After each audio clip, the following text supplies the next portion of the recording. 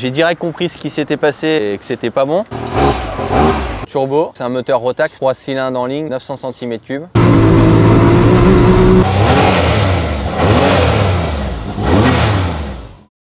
C'est parti, vidéo buggies aujourd'hui. Comment tu vas mon fût? Salut Hugo. Ça va? Ça va et toi? Ça va, ça va. Tu peux te présenter s'il te plaît? Eh bien écoute, je m'appelle Valentin Giraud, j'ai 33 ans. Voilà, je vais vous présenter donc mon véhicule, un SSV de marque Can-Am, et qui est une discipline que je découvre un petit peu aussi, hein, puis ça fait que un an et demi que j'en fais. Et Okay. voilà, j'ai été amené dans cette discipline-là, on va dire suite à l'accident que j'ai eu il y a 3 ans.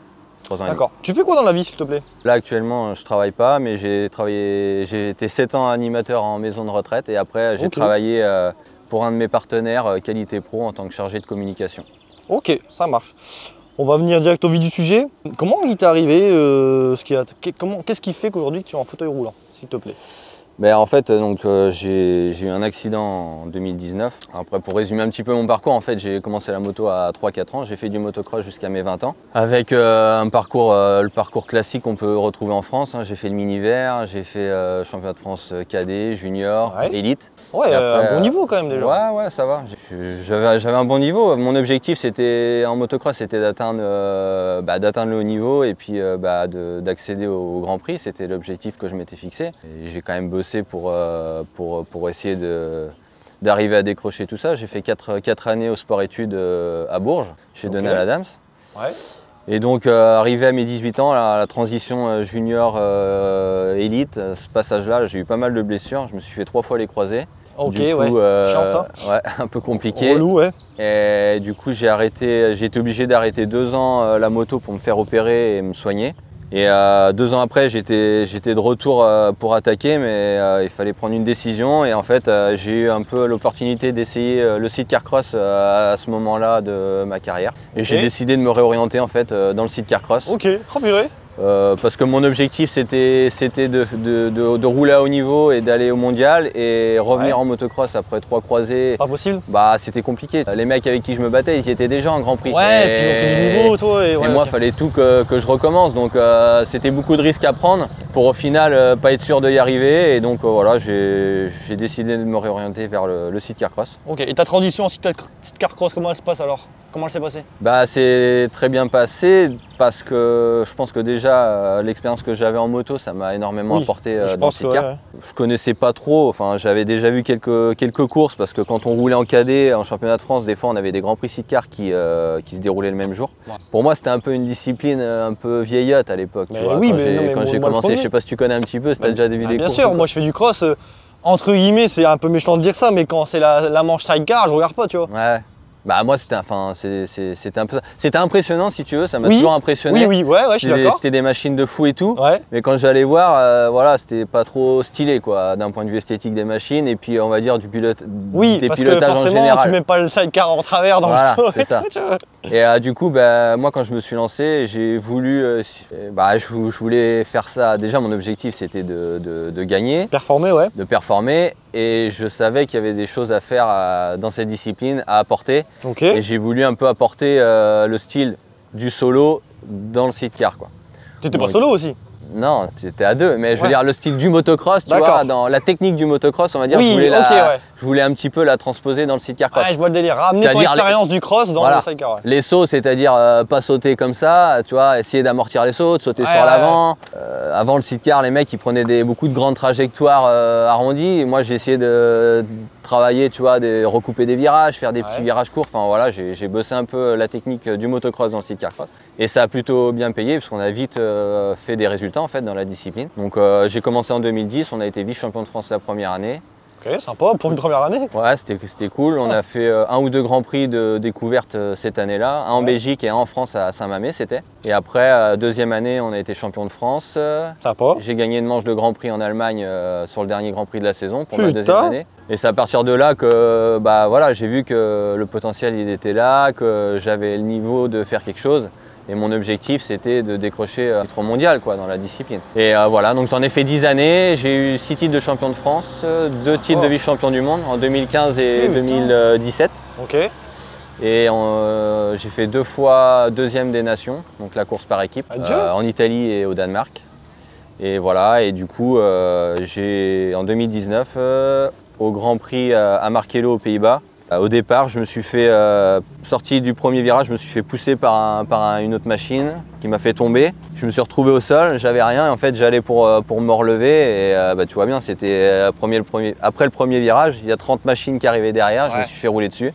Tu t'es fait percuter quand tu étais debout? Non, j'étais couché par terre en fait. Couché, ouais. J'étais couché sur le côté en fait, j'allais me relever mais j'étais dos à ceux qui arrivaient derrière et j'ai rien vu venir en fait. Ah ouais. Et je me suis fait taper dans le dos. Ils t'ont roulé dessus à pleine balle, ouais. Ouais. Putain. Et là, voilà, un gros impact. Quand c'est comme ça, tu es conscient encore? En fait c'est un peu compliqué. J'étais conscient, j'ai direct compris ce qui s'était passé et que c'était pas bon. Ah ouais?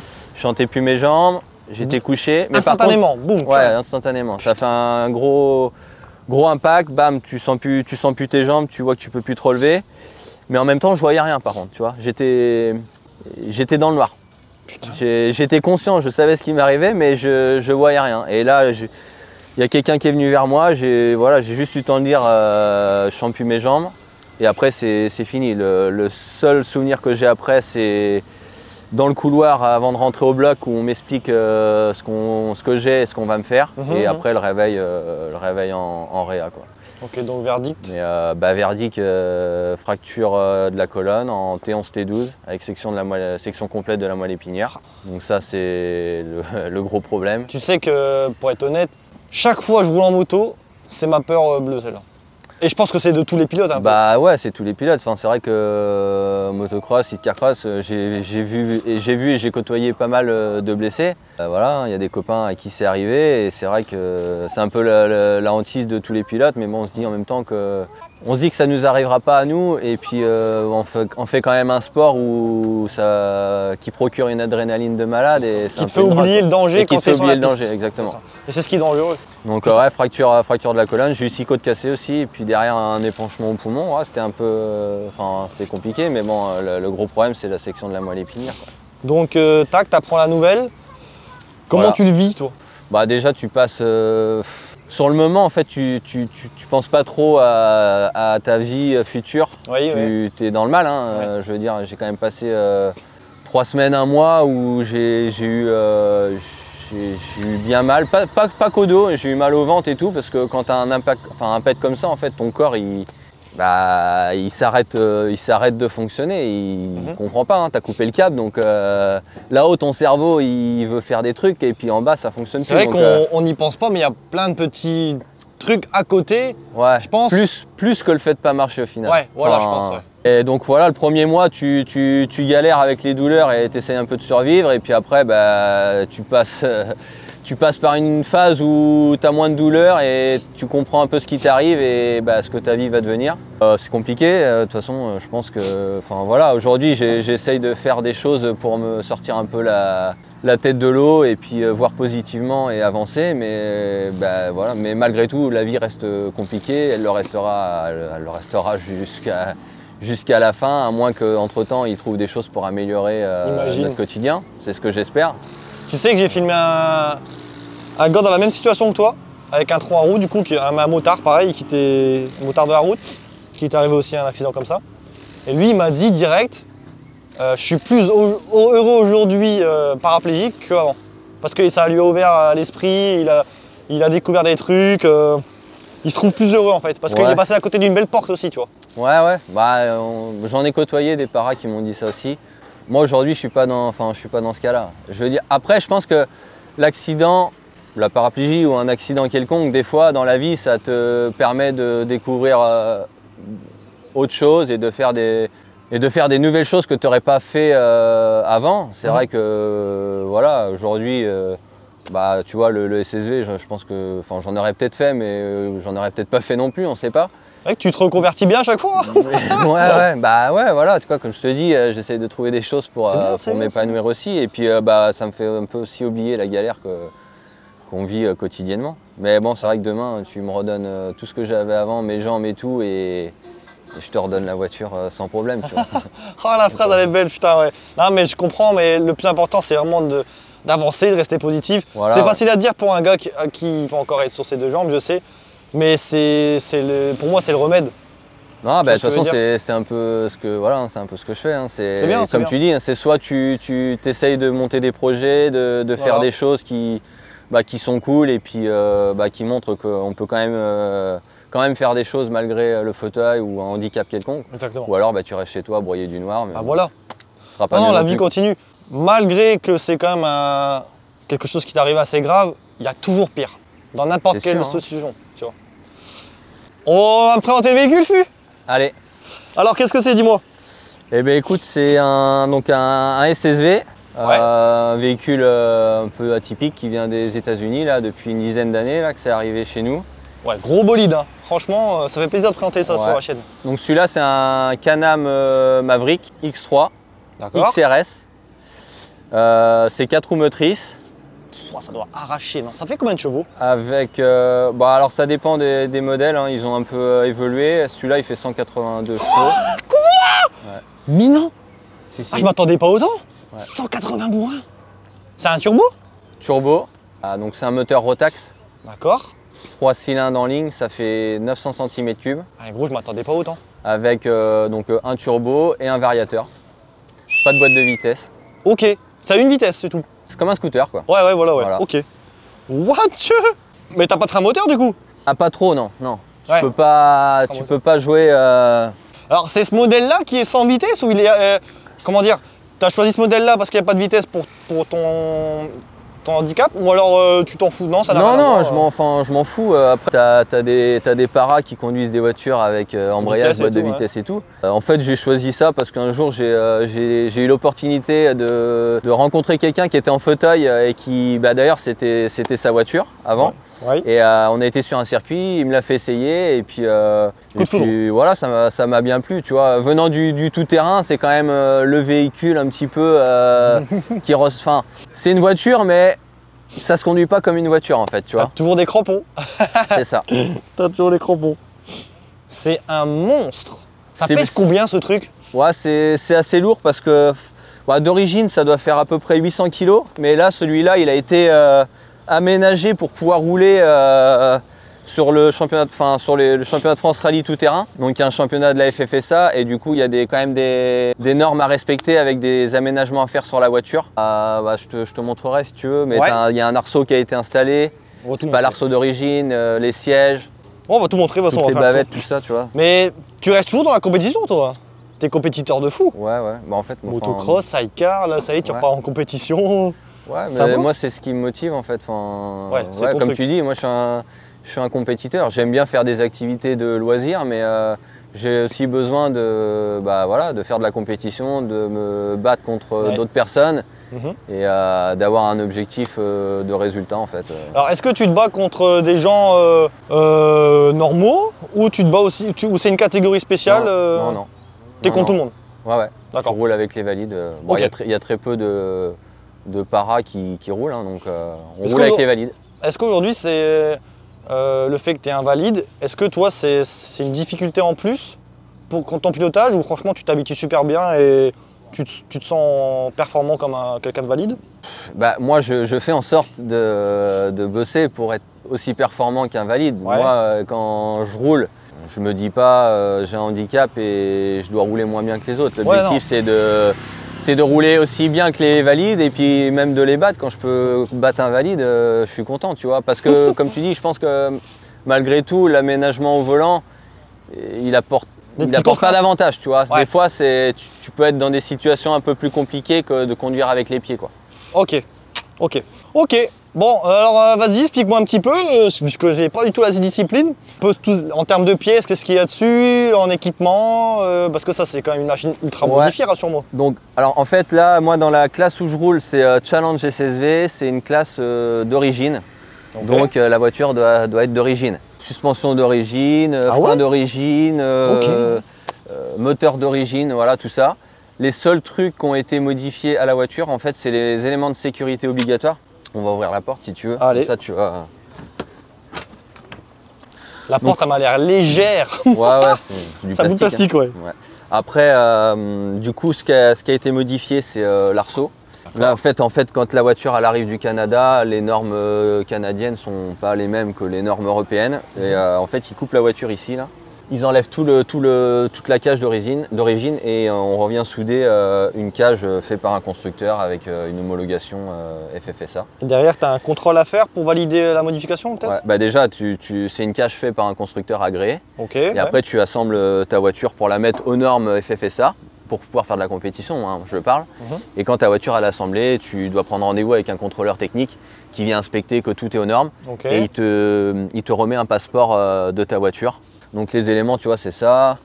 Après, c'est les ailes. D'origine, sur le Can-Am Maverick, t'as pas les ailes comme ça. Ah oui, tu dois avoir des extensions d'ailes qui recouvrent les roues, avec toutes les bavettes. Et ça sert à quoi ces ailes? C'est juste pour pas... Je sais pas, c'est pour les protections en fait. Ah, c'est obligatoire? Ouais, c'est obligatoire. C'est pour les protections. Ça, c'est obligatoire. Qu'est-ce qu'on a d'autre? Oh, les portes, ils tiennent avec un bout de corde. Trop drôle. On a les filets de porte, tu vois, ça c'est obligatoire. Les sièges et les harnais, c'est pas d'origine. Ok. Ça a été remplacé. T'es bien calé dedans, ouais. Voilà, t'es bien calé. T'as 2 extincteurs 2 kg. Ouais, obligatoire Voilà, aussi. Obligatoire aussi. Mais non, c'est un rétro de 50? Je te jure. Ah oui, c'est du stunt. Ah putain. Et après, derrière, tu vois, pareil, ça, il y a des extensions, normalement, elles sont un peu plus collées, les ailes d'origine, les bavettes, et puis roue de secours. Attends, mais ça veut dire que en course, tu peux crever, changer ta roue? Ah bah oui. Non, mais là, tu perds tout le temps, non? Bah oui, mais tu dois quand même être capable de... Ah bah c'est sûr que si tu crèves, tu gagnes pas du temps, mais alors c'est tu quoi, dois avoir le nécessaire de réparation. Une Donc, course, ça dure combien de temps? C'est des manches, c'est quoi, dis-moi? Ouais, alors en rallye, c'est comme de l'enduro en fait, en motocross. Et spécial machin et tout? C'est le même schéma, c'est des spéciales avec des liaisons et des assistances. Ok. Alors ça, j'ai jamais rien compris. Il faudrait qu'un jour je m'intéresse. Tout ce qui est liaison et tout, tu sais, on m'a toujours parlé, mais... Ouais, moi c'est pareil que c'est vrai que avant que je sois dans le milieu, je comprenais pas grand chose, mais en fait c'est très simple. Tes spéciales, c'est ton parcours chronométré. Donc en fait tu vas au départ de ta spéciale, tu as une cellule, tu pars, tu as 15 km à faire, tu arrives à l'autre bout où tu as une cellule, ça te donne ton temps. Ouais. Donc là tu dois le faire le plus rapidement possible. Voilà, ouais. Et quand tu sors de ta spéciale, tu vas à une autre spéciale et là tu prends une liaison en fait. Okay. En fait tu prends la route avec tout le monde, où tu dois respecter le code de la route. Et ça s'appelle la liaison. Donc en fait, c'est la portion de route qui est non chronométrée pour aller rejoindre le prochain départ. Ça sert à rien, quoi. Non, ça sert à rien. C'est une liaison, quoi. Ouais, voilà, c'est pour rejoindre l'autre parcours. Donc là, tu dois respecter le code de la route. Tu peux te faire contrôler par la gendarmerie. Tu peux te prendre Mais c'est homologué, ça, ou quoi. Alors en fait, nous, on n'a pas de plaque d'immatriculation, mais tu vois, le rallye, il te remet... tu as une plaque de rallye. Si tu perds la plaque, en fait, tu es hors course. Ça fait office de plaque d'immatriculation. Et ton numéro de course est rattaché à ton numéro de permis. Donc c'est-à-dire que si tu te fais arrêter par la gendarmerie, excès de vitesse, numéro 411, hop, eux, je pense qu'ils sont en relation avec le rallye. 411, c'est Valentin Giraud. Et là, ils te mettent la prune en question. C'est rattaché à ton D'où le fait que tu as un compteur quand même. Ah ouais, tu as un compteur. Et du coup, par rapport aux éléments obligatoires, tu as le compteur, tu as les clignotants, le klaxon, les feux. Tout doit être en état de fonctionnement. C'est ce qui est vérifié au contrôle technique au début du rallye. Ce serait intéressant un jour que je filme un buggy, mais dans la classe où tout est illimité, tu sais. Les pots, les machins et tout. Bah tu vois, après ça va être... Alors en fait, nous... Là, il y en a plusieurs, là, c'est vrai que... Ouais, en rallye TT, tu as 4 catégories là ce week-end. Ça, c'est pas buggy, c'est la catégorie SSV. SSV, d'accord. On dit buggy parce que des fois, tu sais, les gens, ils comprennent pas trop SSV. Mais... En fait, ça, c'est la classe SSV. Après, tu as une catégorie 4x4, où là, c'est vraiment... Tu sais, c'est des 4x4 issus du commerce, en fait. Comme lui, là-bas, tu vois, comme le 307, c'est quoi, un Jeep, là-bas. Ouais, ça, c'est 4x4, ok. Par contre, c'est des véhicules issus de série, mais ils ont l'arceau et tout, tu vois. Ils ont les mêmes éléments obligatoires que nous, on peut avoir. Et après, tu as la catégorie buggy 4 roues motrices et buggy 2 roues motrices. Donc les buggy, en fait, c'est ce qui est sur la remorque, tu vois. Ça, c'est ce qu'ils appellent buggy, en fait. Ok, purée. Et les voitures là-bas, là, devant le camion. Ça fait un peu voiture, ouais. Ouais, ça ressemble plus à une voiture. Pourtant, on dit buggy. Ouais, pourtant, mais c'est eux les buggy, en fait. D'accord. Et eux, ils ont il y a une catégorie 4 roues et 2 roues motrices. Et la plus impressionnante des catégories, la catégorie reine, entre guillemets? Bon, c'est le 4 roues motrices, c'est la catégorie Rennes, ouais. Okay. Après, celui qui connaît pas, tu vois pas trop la différence entre les 2 roues et les 4 roues. Et eux, par contre, ils ont quand même plus de... Ils sont un peu plus illimités dans la préparation, tu vois. C'est que des protos, en fait. Et dans les liaisons, ils font comment? C'est-à-dire? Bah pour aller sur la route, ils sont interdits normalement si tout est illimité, les pots, s'ils Non, ont non, pas de bah pots. nous c'est pareil, hein, le Can-Am Maverick c'est une voiture qui n'a pas de carte grise. Hein. On n'a Donc pas de même carte grise. avec des pots Ah ouais, ouais. de fou, ils n'ont Ah, pas de bien compteur, sûr. pas de clignot, ils peuvent aller sur la route. Ah ils ont les compteurs. Ah ils ont quand même Ah, tous ils les ont les compteurs. et clignot, tout. compteurs. Ah, et tout. ok. Mais ils ont juste les pots. Par contre ils sont illimités, c'est-à-dire que tu vois dans les motorisations, t'en as qui ont des moteurs de Porsche, t'as des Mazda rotatifs, t'as des Ferrari, t'as des Nissan, enfin Waouh. ils sont illimités dans la préparation de leur voiture, ils peuvent mettre ils mettent ce qu'ils veulent, ils mettent les suspensions qu'ils veulent. Les voilà. pneus qui veulent et tout. Parce que toi les pneus pareil, c'est Les d'origine. pneus, ouais, non, c'est des pneus, c'est pas les pneus d'origine Can-Am, tu peux pas rouler avec. Les crampons sont pas homologués à ce qu'on doit avoir. Putain, Mm. ok. Et après, avec un SSV, tu peux rouler dans une catégorie, tu peux rouler avec eux en fait. C'est la catégorie T3, ils appellent ça. C'est le proto du SSV. Par contre, cette catégorie-là, tu as d'autres obligations à faire si tu veux être dans cette catégorie-là. Tu dois avoir un réservoir homologué. Tu peux pas rouler avec le réservoir d'origine. Et par contre, tu dois mettre une bride au turbo qui te redescend à 160 chevaux. Donc tout le monde bride à 160 chevaux. Bah tout le monde, tous les SSV T3. Sauf qu'après, tu te retrouves à rouler dans une classe avec les buggy qui eux ont des voitures qui font 400, 300, 400 chevaux. Tu vois. Waouh. Ok, ouais, Donc c'est bizarre un peu. ouais, c'est un peu bizarre, ouais. c'est un peu bizarre quoi. Mais par contre, quand tu roules en proto T3 avec ton SSV, donc que tu as ta bride, que tu fais plus que 160 chevaux et que tu as ton réservoir homologué FIA, par contre derrière, tu as le droit de changer tes freins, tu as le droit de mettre des triangles renforcés, tu as le droit de changer tes suspensions. Mais tu restes quand même hyper désavantagé. Mais hein, tu restes désavantagé, ouais. Ouais. Malgré que tu as des bons freins Il n'y et a tout. pas d'intérêt quoi, autant rouler dans la classe d'origine où voilà, tout le c'est monde roule finalement quoi. Ok, niveau modif, il y a d'autres choses. Modif, après tu T'as vois. pas un gros sabot moteur en dessous par exemple? Ouais, si, un gros plancher en plastique épais, mais qui est d'origine au final. Alors peut-être, explique-moi peut-être c'est quoi les modifs que tu as faites pour toi, ton handicap, tu sais. Ah ouais, pour... Peut-être tu peux là, nous je faire vois- une démo pour monter dedans, Ouais, ça marche. si possible. Allez. Bon, Antoine, tu vas m'aider à passer la... Ok, donc déjà Là, tu- ça s'ouvre. Ouais, ok. tu veux m'enlever le volant peut-être par contre avant? Ah ouais, le volant il s'enlève et tout, putain sympa. Donc tu peux pas monter tout seul dedans toi. Si, je peux, mais normalement, je me mets un coussin de protection, tu sais, pour pas... Tu sais, quand t'es parent, en fait, la moindre petite blessure, derrière, guérit elle pas peut bien être lourde de... Ouais. Ah, ok. Au lieu de guérir, ça s'empire. Enfin, ça peut guérir, mais ça peut aussi s'empirer, donc faut éviter de s'en faire. Ok. Normalement, ok. je monte tout seul, mais tu sais, je mets des petites mousses de protection pour pas m'amimer les fesses. Bien sûr, bien sûr. Là, je les ai pas, donc pour éviter de me faire mal, Antoine y va. C'est comme Mais on parlait avec le gars qu'on avait filmé, il disait nous c'est con mais enfin faut porter ses jambes tu vois. Ouais, c'est Nous, ça. on Bah, est- autrement, elle tape partout. Ouais, carrément. Et puis là, toi, tu te fais une écorchure. Quand tu es valide, Ça 5 guérit, jours ouais. après, c'est croûté, c'est cicatrisé. Nous, ça peut mettre 3 mois, tu vois, un truc de rien du tout. Quoi. Putain, Donc, c'est faut éviter dingue. de se faire mal en fait. Ah bien sûr, bien sûr. Tiens, vas-y, tu prends la.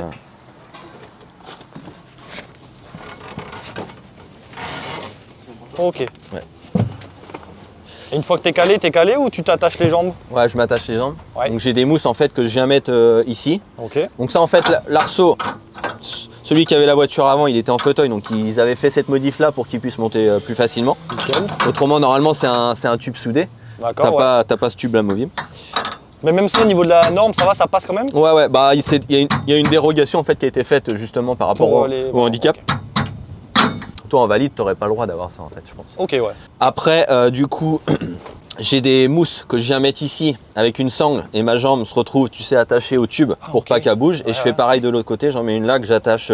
Du coup, je me retrouve avec les jambes en fait sanglées de chaque côté. D'accord. Mais Bah, autrement, mes jambes, tu vois. si elles tu se te baladent. retournes avec Zimétis, il prend feu le bordel. Bah, Comment il ça se passe faut se dégager. T'as ton copilote de toute façon dans tous les cas qui Ouais, déjà, doit jouer sa vie pour toi. on est deux dans la voiture, donc l'objectif c'est quand même de s'aider, même si moi je pourrais pas beaucoup l'aider. Arrête. Mais, voilà, bah, après, scénario de fou. Gros accident, inconscient ton copilote. C'est ça. Bah, après, il y a quand même Compliqué, hein. il y a quand même des tests d'extraction à faire, quand même certaines normes à respecter. On doit quand même être capable de s'extraire de la voiture. Ça, c'est quand même des choses qu'on travaille c'est important, en parallèle des rallyes. Il faut quand même être capable de sortir de sa Il y a voiture. un temps respecté, ok. Il y a un temps à respecter. Ouais. Est-ce qu'à côté de ça, tu fais un peu de sport, toi, pour t'entretenir, pour te porter, tout simplement, tout ça? Ouais. Bah, j'essaye. Hein. Après, bah, je fais du handbike, donc tu sais, du vélo pour paralyser, on va dire. Vélo allongé? Ouais, vélo Ok. allongé. Ouais. Ouais, ok, sympa. Ouais, ouais c'est sportif déjà ça. Voilà, je fais ça. Après, Bon, il y en a assez, hein. je fais du vélo à bras, des choses, voilà, un peu de muscu. Non, bah, c'est bien, large. Ouais. Ok. Donc J'essaye ça- de m'entretenir un minimum. Ouais, c'est important. Donc en niveau modification, explique-moi un peu Donc ce qu'il y a. ça, et puis après, bah, alors donc tu vois, au niveau de mes pieds, il n'y a plus de pédale. Enfin, Ouais, forcément. Il y a des pédales, mais à son derrière, il y a un plancher qui a été rajouté par-dessus pour condamner les pédales. Voilà, donc comme ça m'évite d'aller mettre le pied sous la pédale de frein au moment de freiner. Ouais, ouais. Et puis après, ben, l'accélérateur frein, donc le volant, tu vois, l'accélérateur, Ouais, forcément. il a été délocalisé sur le volant. Et le frein, c'est le petit levier que tu as sur le côté. Ok. Donc l'accélérateur, c'est électronique. En fait, c'est un potentiomètre, c'est le même potentiomètre que tu as à la pédale en bas. Du coup, il y en a un qui a été remis ici et c'est électronique avec tu vois, le câble est relié en bas. Et le frein, c'est mécanique, hein, c'est une tige de métal qui rejoint la pédale en bas. Quand tu appuies en haut, je veux dire, ça enfonce la pédale en bas. Je vois déjà un genre de désavantage. Tu dois lâcher une main pour freiner, toi. Ouais, exactement. Et t'as besoin de force, non? Je pense, pour tenir en gros, c'est le désavantage majeur que j'ai.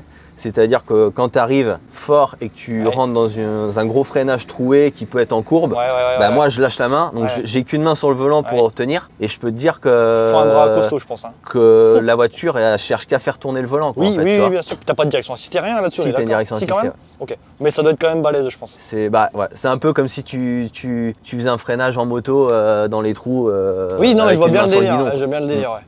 Ça va si tu veux, j'arrive à m'en sortir, mais tu vois, il y a quand même certains endroits où j'aurai les deux mains sur le volant pour bien gainer la direction et freiner en même temps, où je pense que je pourrais freiner plus fort. Il y a des endroits, tu te dis, tu relâches un peu parce que si tu as du mal à tenir le volant... Et il n'y a pas un système pour avoir un frein derrière le volant, tu sais ouais, si, je pense que... Un truc pour vraiment garder les deux mains sur le guidon, ce serait sympa ça. Ouais, ça pourrait être pas mal. Après, il y a plein de trucs à faire, hein, mais bon, tu vois bien, c'est quand même... ça reste de l'adaptation, c'est pas toujours des adaptations faciles à faire, donc après, si tu veux, je me suis habitué à ça. Mais aujourd'hui, voilà, à part quelques endroits où c'est vrai qu'il faut être bien concentré pour tenir son volant, ouais, je me suis habitué comme ça et j'arrive à bien rouler comme ça. Ça fait qu'un an, c'est ça? Ouais, que plus tard, tu t'évolueras. Ouais, voilà, c'est ça. Je pense qu'il y aura peut-être d'autres choses à faire plus tard. Puis... Vas-y, profite-nous si tu veux nous le démarrer, s'il te plaît. Allez. Comment ça se passe, fais voir un coup? Bah alors du coup, ouais. Bah tiens, en parlant de ça, donc pareil, tu as des coupes-circuits qui ont été rajoutés, qui sont pas d'origine. Ouais. C'est le bouton bleu qui est là, qui coupe tout le jus de la voiture, et tu as le même rouge entre les deux amortisseurs devant. Ah purée, ouais. Tu vois, si tu es dans la voiture et qu'il faut qu'un commissaire vienne couper la voiture, il appuie sur le bouton. Putain, c'est pas bête. Ouais. D'accord. Donc pour allumer, tu appuies sur le bouton bleu, ça enclenche le jus, et après c'est le bouton d'origine. Bah en vrai, j'avoue, il est silencieux. Ouais.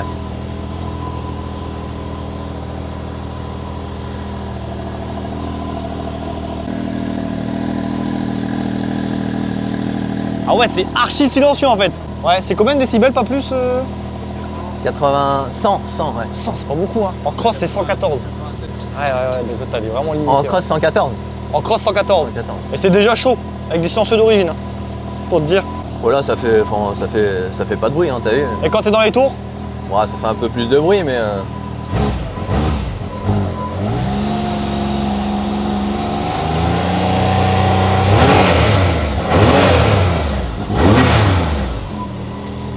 Ça a l'air méchant quand même, hein. Mais une petite ligne, je dirais pas non quand même. Ouais. Alors sympa.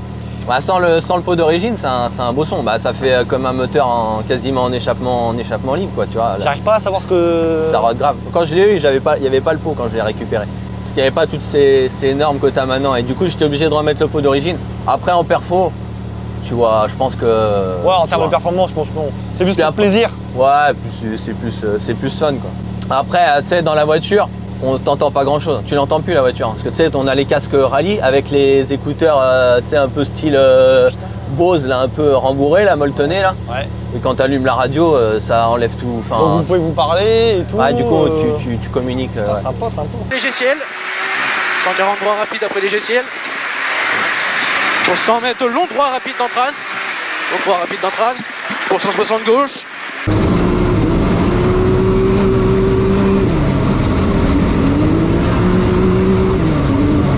Pour long droit rapide avant, attention, très long gauche étroit.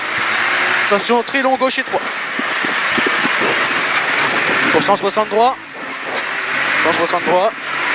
Pour très long gauche étroit rapide dans trace. Attends, il est là le 160 droit. Pour très long gauche étroit rapide dans trace.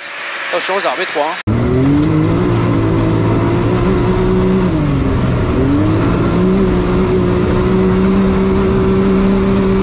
a obligatoire, t'as le coupe-ceinture que tu dois avoir. Allez. Ils sont de chaque côté de nos sièges. S'il fallait couper les harnais, tu vois, que tu peux pas les enlever. C'est quoi? Ils sont là. Tu sais, comme dans les bus, quoi, tu vois. Ok. Ah oui, ok, ouais. C'est pas des choses obligatoires, mais tu vois, c'est des trucs de rallye. Tu vois, t'as une sangle de remorquage. Ouais. Des petites sacoches pour emmener ta barre de céréales ou mettre des outils, des choses comme ça. Et de l'autre côté, pareil, on a le sacoche, il y a une courroie de rechange. Ah oui, Si ouais. la courroie pète, on change la courroie. Des boulonneuses et puis une petite trousse à outils, un kit nécessaire pour essayer de réparer, quoi. De quoi être en cas de problème, t'es bien, quoi. Ouais, c'est ça. Vas-y, bah je te laisse redescendre.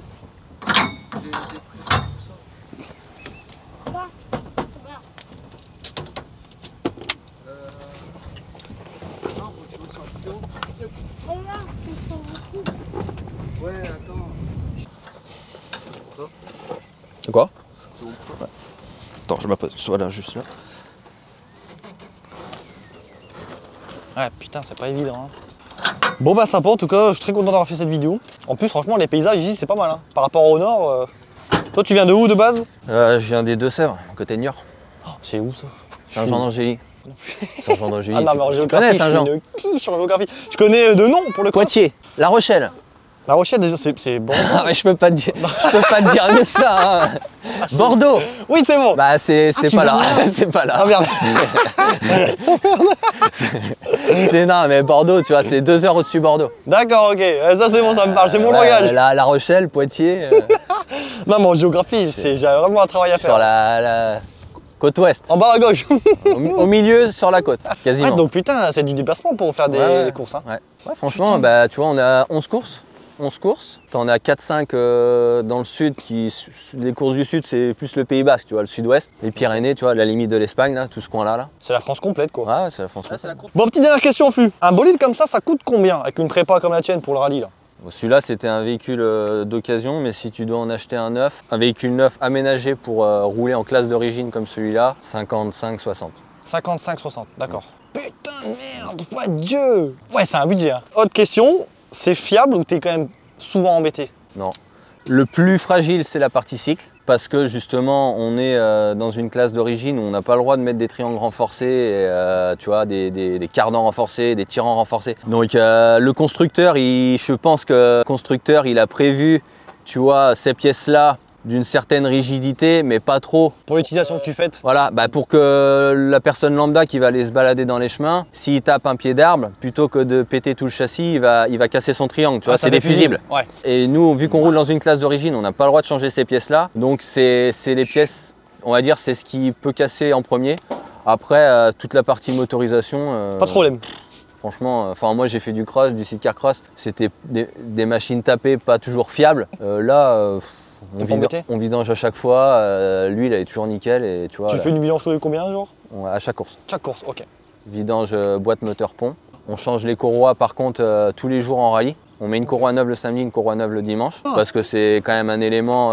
Tu peux rouler une dizaine d'heures avec une courroie, comme elle peut péter au bout d'une heure. Tu sais, ça dépend s'il fait chaud, si tu as des freinages qui sollicitent ta courroie avec des réaccélérations. La courroie c'est le piston en cross quoi. C'est ta chaîne en fait. Ok. C'est ta chaîne. Ok. Ouais, mais bon, alors la chaîne, on la change pas souvent, nous. Non, mais mais parce qu'on, tu vois, là aujourd'hui, on est sur une compétition. Vu qu'on sait que c'est un élément qui peut t'amener à casser. Ouais, tu veux pas être emmerdé. Voilà. Ouais, on met neuve et après les courroies qu'on a enlevées et qu'on roulait 1h30, on va les remettre à l'entraînement, tu vois. D'accord, ok, ouais. Ok. Mais franchement, après, ouais, c'est fiable. Le moteur, tu vois, la voiture, elle a 7000 km, 7500. Nickel, pas de problème. Non, ouais, bon, c'est bien. Tu fais rien, quoi. On arrive à la fin de la vidéo et à chaque fin de vidéo, je demande toujours à la personne que je filme, c'est quoi ton mot de fin?